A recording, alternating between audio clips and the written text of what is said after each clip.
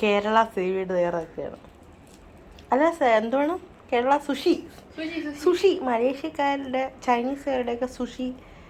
അയ്യോ അങ്ങനെയല്ല, സീവീഡിനകത്ത് നമ്മളെ കേരളത്തിൽ അതല്ല ചെമ്പാവരി ചോറ് അങ്ങോട്ട് ചുരുട്ടി കൂട്ടി വായില്ലേ. വാവ്, സീവീഡ് അല്ലാതെ ഒറ്റയ്ക്ക് കഴിക്കും. അടുത്ത ആൾ പ്രിപ്പറേഷൻ തുടങ്ങി. അടുത്ത ആള് സുഷി. സീവീഡിനകത്ത് മുട്ട, കുറച്ച് ചോറ് ഒക്കെ ഇട്ട്. അത്രയും ചോറ് വേണ്ടടി. ഓ അതിൻ്റെ ചോറ് കഴിക്കില്ലേ, എന്നിട്ട് കഷ്ടപ്പെട്ട് കഴിക്കുന്നുണ്ടാണ്. Sushi, Kerala sushi. Wow, what a wonderful.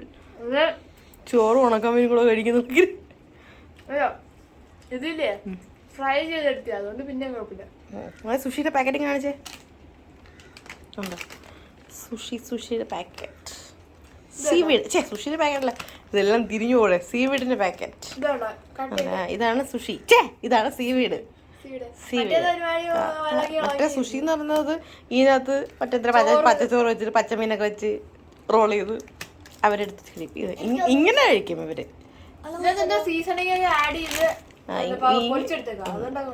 ഇങ്ങനെ കഴിക്കും.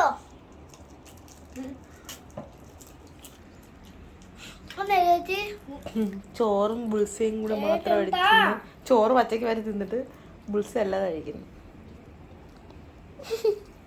മീൻകറിയും പുളിശ്ശേരിയൊക്കെ ഉണ്ടെങ്കിൽ ചോറുണ്ണാൻ പച്ചച്ചോറും മുട്ട ബുൾസയും, എന്നിട്ട് മീൻകറി മാത്രം പാത്രത്തിൽ ഒഴിച്ച് അത് മാത്രം കഴിക്കുന്നു.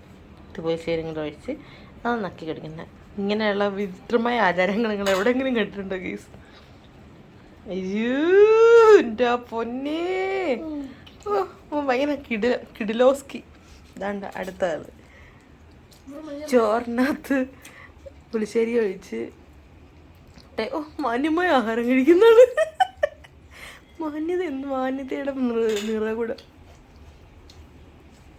അച്ഛേ നീ ചോണേ.